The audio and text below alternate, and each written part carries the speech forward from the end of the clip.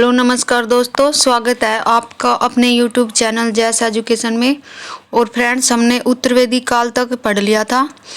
आज हम आगे करने वाले हैं मौर्य साम्राज्य के बारे में, जैन धर्म आदि इनके बारे में हम पढ़ेंगे। हमारा अगला चैप्टर है। तो आइए दोस्तों शुरू करते हैं मेरे साथ। उद्भव के कारण। उत्तरवैदिक काल में समाज स्पष्ट 4 वर्णों में विभाजित था। कितने वर्णों में? 4 वर्णों में। ब्राह्मण, क्षत्रिय, वैश्य और शूद्र। प्रत्येक वर्ण के कर्तव्य अलग अलग निर्धारित किए गए थे। क्या किए गए थे? अलग अलग निर्धारित। कालांतर में वर्ण का निर्धारण कर्म पर आधारित न होकर जन्म पर आधारित हो गया था। किस पर? जन्म पर। फिर वर्ण व्यवस्था में जो जितने ऊंचे वर्ण का होता था वह उतना ही शुद्ध और सुविधा अधिकारी समझा जाता था। फिर इस व्यवस्था में अपराधी जितने ही निम्न वर्ण का होता था उसके लिए उतने ही कठोर दंड की व्यवस्था होती थी। इस वर्ण व्यवस्था में क्षत्रिय लोग जो शासक के रूप में काम करते थे वे ब्राह्मणों के धर्म विषयक प्रभुत्व पर प्रबल आपत्ति व्यक्त करते थे। फिर आगे हमारा विविध विशेषाधिकारों का दावा करने वाले पुरोहितों या ब्राह्मणों की श्रेष्ठता के विरुद्ध क्षत्रियों का खड़ा होना नए धर्मों के उद्भव का कारण बना। जैन धर्म के संस्थापक कौन थे? वर्धमान महावीर। और बौद्ध धर्म के कौन थे? गौतम बुद्ध। दोनों क्षत्रिय वंश के थे। कौन से वंश के थे? क्षत्रिय वंश के थे। तथा दोनों ने ब्राह्मणों की मान्यता को चुनौती दी थी। फिर आगे 6ठी सदी के उत्तरार्ध में लोहे का प्रयोग बढ़ने से मध्य गंगा के मैदान में लोग अधिक संख्या में बसने लगे। किसके कारण? लोहे के प्रयोग के बढ़ने के कारण। फिर तथा लोहे के औजारों के प्रयोग से जंगलों की सफाई, खेती और बड़ी बड़ी स्थायी बस्तियों का निर्माण संभव हुआ। आगे हमारा इस काल में पूर्वोत्तर भारत में अनेक नगरों की स्थापना हुई। उदाहरण कौशाम्बी प्रयाग के समीप है जो। फिर कुशीनगर जिला देवरिया यूपी में है। फिर वाराणसी वैशाली इसी नाम का नवस्थापित जिला उत्तर बिहार। फिर चिरांद सारण जिला और राजगीर पटना से लगभग 100 किलोमीटर दक्षिण पूर्व में आदि। फिर आगे हमारा सबसे पुराने सिक्के ईसा पूर्व 5वीं सदी के हैं। किसके? ईसा पूर्व 5वीं सदी के हैं, जो पंचमार्क या आहत सिक्के कहलाते थे। क्या कहलाते थे? पंचमार्क या आहत सिक्के। आरंभ में इनका प्रचलन पूर्वी उत्तर प्रदेश और बिहार में हुआ। फिर इन सिक्कों के प्रचलन से व्यापार व वाणिज्य का विस्तार हुआ, जिसके पश्चात वैश्यों जो व्यापारी थे का महत्व बढ़ गया। ब्राह्मण प्रधान समाज में वैश्यों का स्थान तृतीय कोटि में था। वे ऐसे किसी धर्म की खोज में थे जहां उनकी सामाजिक स्थिति में सुधार हो। फिर आगे हमारा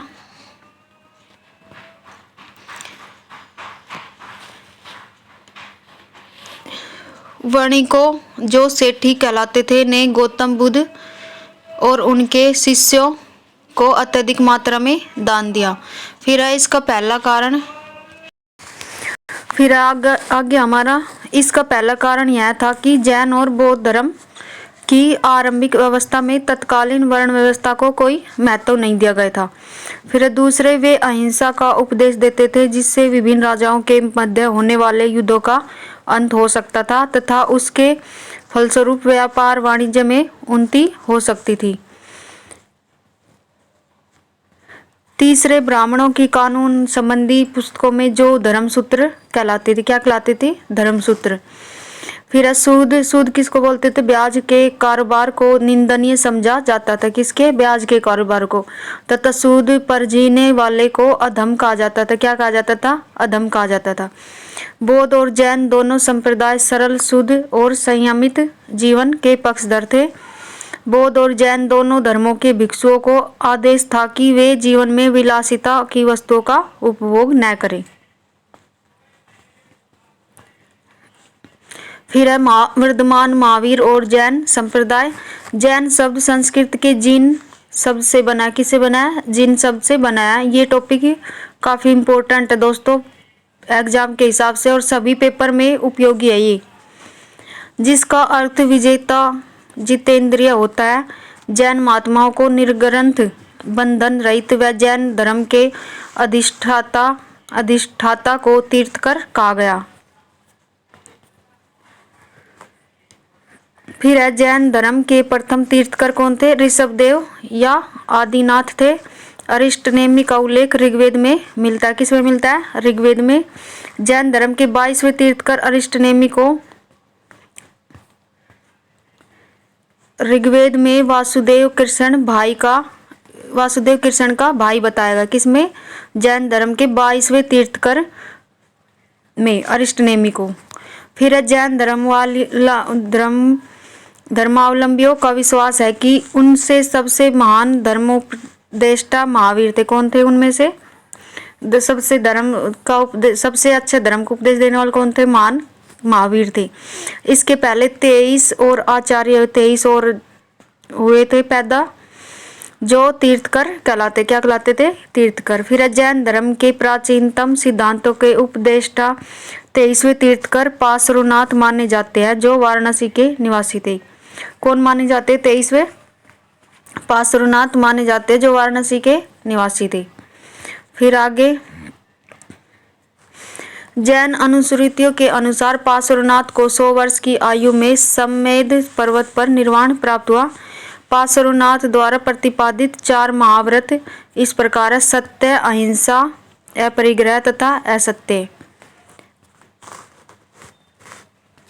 जैन धर्म के 24 तीर्थकर के नाम देख लो। ये ऋषभदेव नंबर 1 पे, फिर 2 पे अजितनाथ, 3 पे संभवनाथ, 4 पे अभिनंदन, फिर 5 पे थे सुमतिनाथ, 6 पे थे पद्म प्रभु, फिर 7 पे सुपार्श्वनाथ, 8 पे चंद्र प्रभु। ज़्यादा इम्पोर्टेंट तो ये इसमें से 2 ही है, महावीर और महावीर के बारे में ही ज़्यादा पूछते हो। ऋषभदेव एक इसमें से, ये आप पढ़ लेना दोस्तों। फिर आगे यथार्थ में जैन धर्म की स्थापना पार्श्वनाथ के आध्यात्मिक शिष्य वर्धमान महावीर ने की थी। किसने की थी? महावीर ने। वर्धमान महावीर का जन्म 540 ईस्वी पूर्व में वैशाली के निकट कुंडग्राम में हुआ। ये क्वेश्चन कई बार पूछा हुआ है। फिर आगे हमारा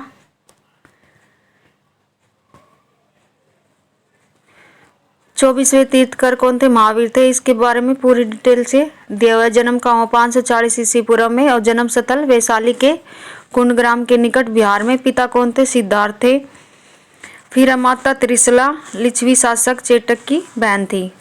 बचपन का नाम क्या था इनका? वर्धमान महावीर। पत्नी कौन थी? यशोदा। फिर आगे पुत्री कौन थी? प्रियदर्शना अनुजा। दामाद जामाली प्रथम विरोधी ज्ञान प्राप्ति के 14वें वर्ष। किसने विरोध किया था? जामाली ने। फिर शिष्य मखली पुत्र गोसाल। फिर प्रथम शिष्य जमाली थे, दामाद थे उनके।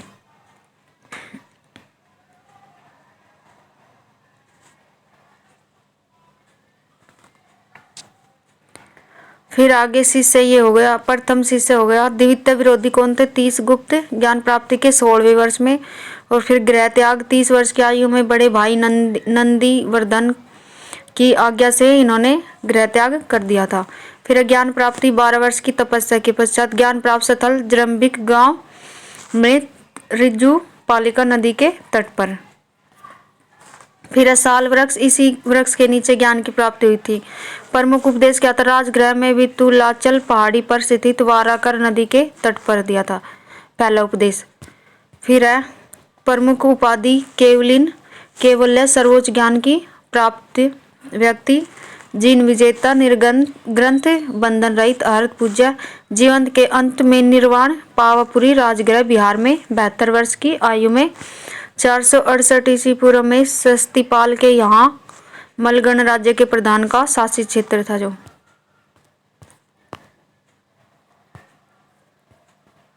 ये इनके बारे में पूरी डिटेल हो गई दोस्तों। फिर आगे देखो, आगे है, उनके पिता सिद्धार्थ ग्राता कुल के प्रधान थे। उनकी माता का नाम त्रिशला था। बिंबिसार के ससुर लिच्छवी नरेश चेटक की बहन थी। ये सारा जो ऊपर पड़ा है वही दिया हुआ है। महावीर सत्य की खोज के लिए 30 वर्ष की अवस्था में सांसारिक जीवन परित्याग कर यति सन्यासी हो गए।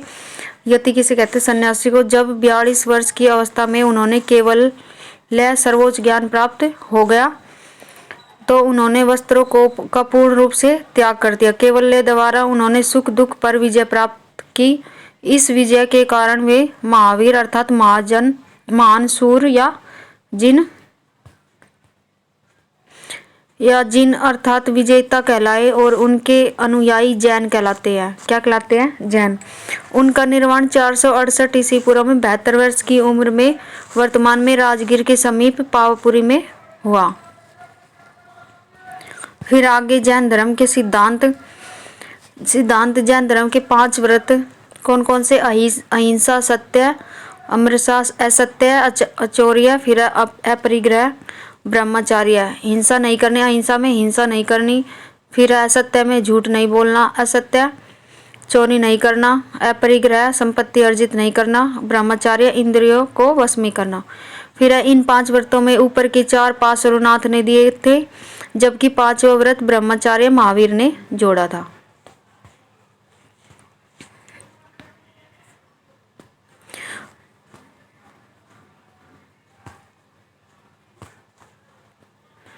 फिर आगे जैन धर्म में अहिंसा या किसी प्राणी को नहीं सताने के व्रत को सबसे अधिक महत्व दिया गया है।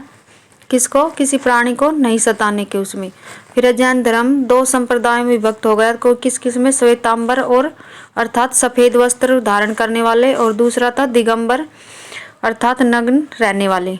फिर जैन धर्म में देवताओं के अस्तित्व को स्वीकार किया गया, परंतु उनका स्थान जिन से नीचे रखा गया। किससे? जैन धर्म से नीचे। फिर जैन साहित्य को आगम कहा जाता है। इसमें 12 अंग है, 12 उपांग है और 10 परिकीर्ण, 6 छेद सूत्र, 4 मूल सूत्र, 1 नंदी सूत्र और एक अनुयोग द्वार।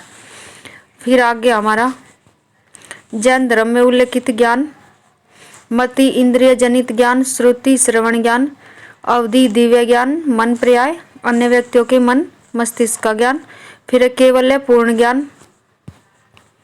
जैन धर्म में मुख्यतः सांसारिक बंधनों से छुटकारा पाने के उपाय बताए गए। किसके? सांसारिक बंधनों से छुटकारा पाने के।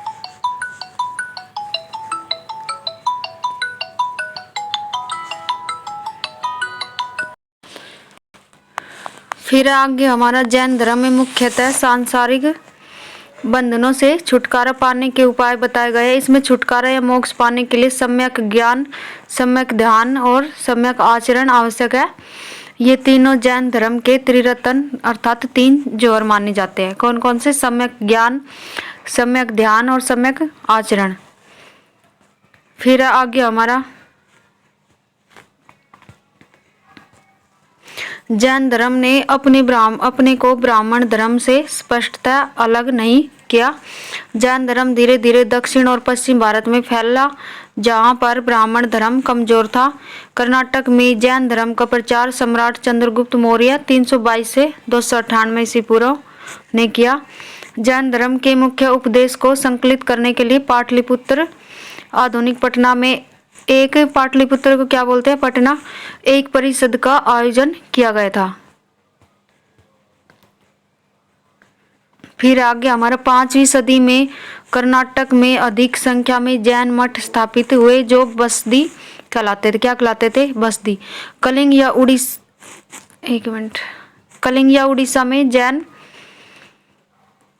उड़ीसा में जैन धर्म का प्रचार ईसा पूर्व 4वीं सदी में हुआ और ईसा पूर्व 1ली सदी में इसे आंध्र और मगध के राजाओं को पराजित करने वाले कलिंग नरेश खारवेल का संरक्षण मिला। फिर आगे जैन धर्म का योगदान। जैन धर्म ने वर्ण व्यवस्था और वैदिक कर्मकांड की बुराइयों का रोकने के लिए गंभीर प्रयास किया। जैन धर्म ने मुख्यतः ब्राह्मणों तथा संपोषित संस्कृत भाषा का परित्याग किया और अपने धर्म उपदेश के लिए आम लोगों की बोलचाल की प्राकृतिक भाषा को अपनाया। जैनों ने मध्यकाल के आरंभ में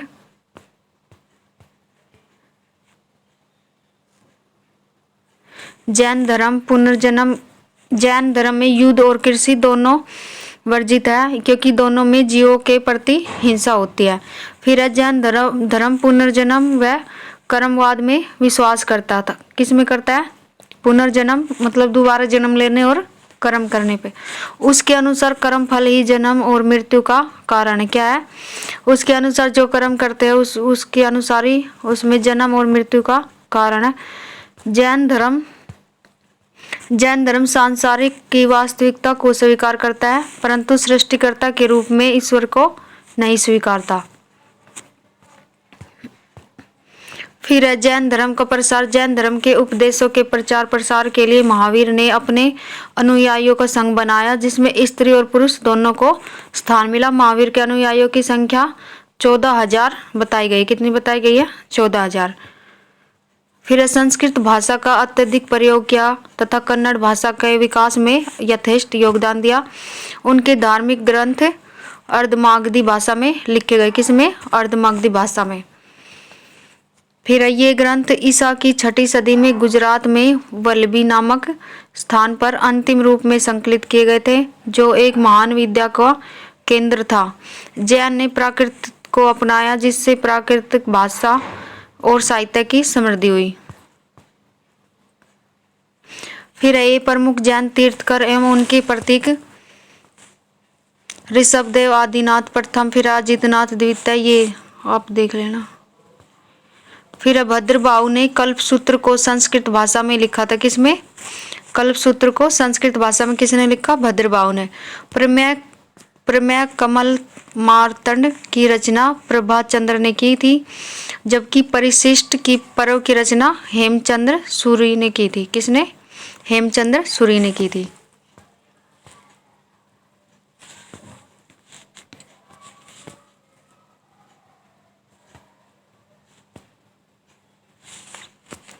फिर भगवती सूत्र महावीर के जीवन पर प्रकाश डालता है। इसमें 16 महाजनपदों का उल्लेख मिलता है। कितने? 16 महाजनपदों का। किसमें? भगवती सूत्र में। फिर जैन भिक्षुओं के आचार व नियमों का उल्लेख आचारांग सूत्र में उल्लेखित है। फिर जैन धर्म के प्रचार के लिए पावापुरी में एक जैन संघ की स्थापना की थी। जैनों ने अपभ्रंश भाषा में पहली बार कई महत्वपूर्ण ग्रंथ लिखे एवं इसका पहला व्याकरण तैयार किया। बौद्धों की तरह जैन लोग भी आरंभ में मूर्ति पूजक नहीं थे। बाद में वे महावीर और अन्य तीर्थंकरों की मूर्ति या प्रतिमा की पूजा करने लगे। फिर है गौतम बुद्ध और बौद्ध धर्म। गौतम बुद्ध महावीर के समकालीन थे। किसके? महावीर के समकालीन थे। इनके बचपन का नाम क्या था? सिद्धार्थ था, जिनका जन्म 563 ईस्वी पूर्व में शाक्य नामक क्षत्रिय कुल में कपिलवस्तु के निकट नेपाल की तराई में अवस्थित लुम्बिनी में हुआ। गौतम के पिता शुद्धोधन कपिलवस्तु के निर्वाचन राजा और गणतांत्रिक शाक्यों के प्रधान थे। उनकी माता महामाया देवी और कौशल राज्य की कोलिया वंश की राजकुमार थी। किसकी? कौशल राज्य की कोलिया वंश की। फिर है गौतम गोत्र में पैदा होने के कारण इन्हें गौतमी कहा जाता है। किसमें? गौतम गोत्र में। फिर है देख लो प्रमुख बौद्ध स्थल कहाँ पे? नेपाल कपिलवस्तु, श्रावस्ती, लुम्बिनी, कुशीनगर, सारनाथ, बोधगया, यहाँ पे फैला हुआ था बौद्ध धर्म।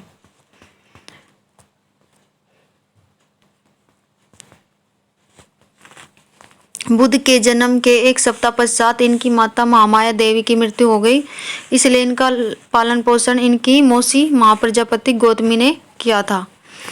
गौतम बुद्ध का 16 वर्ष की आयु में शाक्य कुल की कन्या यशोधरा बिंबा गोपा भद्रकच्छना से विवाह हो गया, जिनसे उनके एक पुत्र राहुल प्राप्त हुआ। बचपन से गौतम का ध्यान आध्यात्मिक चिंतन की ओर था। 29 वर्ष की आयु में बुद्ध घर से निकल पड़े। ये कई बार ये क्वेश्चन पूछा जाता है, कितने वर्ष की आयु में बुद्ध ने घर त्याग किया था। फिर गृह त्याग के उपरांत के सिद्धार्थ ने अनोमा नदी के तट पर अपने सिर को मुड़वा कर भिक्षुओं का कांस्य वस्त्र धारण किया था।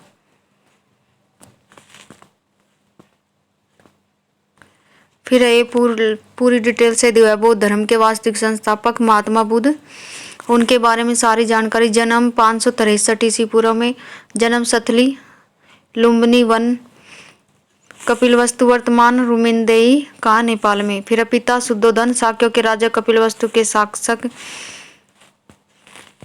माता महामाया देवी, बचपन का नाम सिद्धार्थ, पालन पोषण भी माता प्रजापति गौतमी, विवाह 16 वर्ष की अवस्था में यशोधरा से, पुत्र हुआ था राहुल नाम का, गृह त्याग की घटना महाभिनिष्क्रमण, फिर सारथी चन्ना घोड़ा कंथक ध्यान गुरु, प्रथम गुरु कौन थे अलार कालाम, ज्ञान की प्राप्ति 35 वर्ष की आयु में वैशाख पूर्णिमा के दिन बुद्ध कहलाए। ज्ञान प्राप्ति स्थल गया में निरंजना नदी का तट, वट पीपल वृक्ष, इस वृक्ष के नीचे ज्ञान की प्राप्ति हुई। फिर प्रथम उपदेश क्या था स्थल ऋषि पतन सारनाथ पर, पाली भाषा में दिया स्थान वाली 5 ब्राह्मण, पंचवर्गीय घटना, धर्मचक्र परिवर्तन, शिष्य आनंद व उपाली, धर्म प्रचार का स्थल साक्य, काशी, मगध, अंग, मल, वजी, कौशल आदि राज्यों में धर्म प्रचार किया था। जीवन का अंत हुआ था 483 ईस्वी पूर्व, आयु थी 80 वर्ष, दिन वैशाख पूर्णिमा का। फिर स्थल कुशीनगर यूपी में, कसिया गांव, महापरिनिर्वाण मृत्यु के बाद।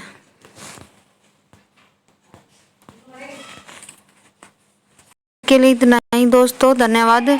आगे फिर हम कल शुरू करेंगे। धन्यवाद।